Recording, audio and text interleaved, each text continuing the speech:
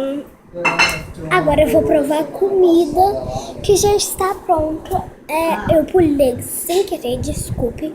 Foi sem querer mesmo. É porque eu fui conversar, então não deu. Agora eu vou provar a comida que vocês já sabem qual é. Que é uma comida que eu nunca comi. E agora eu vou comer pra ver se é gostoso. Abastecendo a carne, eu tô olhando.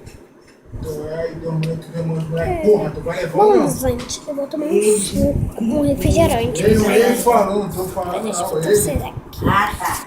Porra, tu vai levar ou não? Aí, Isso aqui não é brinquedo não, só. Isso aqui é trabalho. Ui, caraca.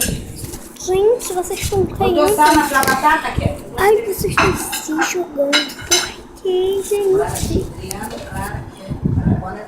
Toma. Que filho. Pera aí. Tá bom assim? Tá, só deixa eu